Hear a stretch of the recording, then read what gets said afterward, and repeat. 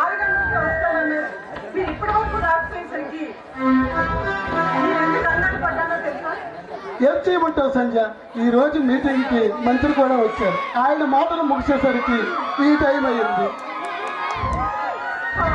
ఎప్పుడు ఈ దొంగల్ని వేటాడడం, వాళ్ళని చిరగబావడం తప్ప సాయం సంజ వేళ పట్టుకున్న బాడీ సరదాగా సినిమాకి వెళ్దాము. అబ్బా సంధ్య, ఏమైంది నీకు?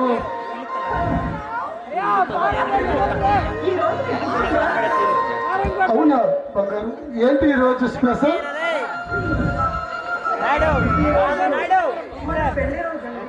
ఓ మై గాడ్, ఈ రోజు మన మ్యారేజ్ డే కాదు.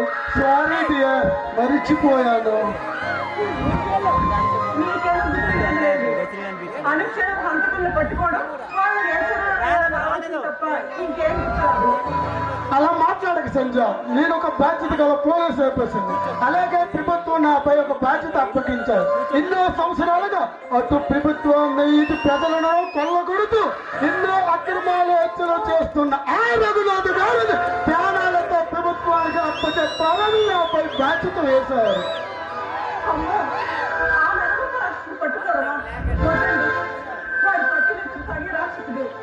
నన్ను పిరిగివాడిని చేస్తున్నావా సంధ్య?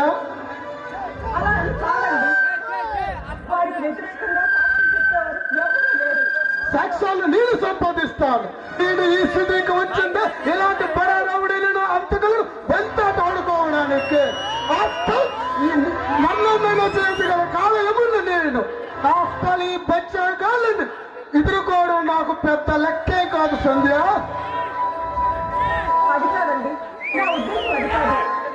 అయిన వాళ్ళందరినీ కాదనుకుని నేనే సర్వస్వంగా బతుకుతున్నాను. అబ్బా సంధ్య, మన పెళ్లి రోజు కూడా ఇలా ఉంటావేంటి? ఇంతటితో ఈ ట్రాఫిక్ వదిలే. ఇలా సిగ్గుపడటమైనా ఇంకేమైనా ఉందా?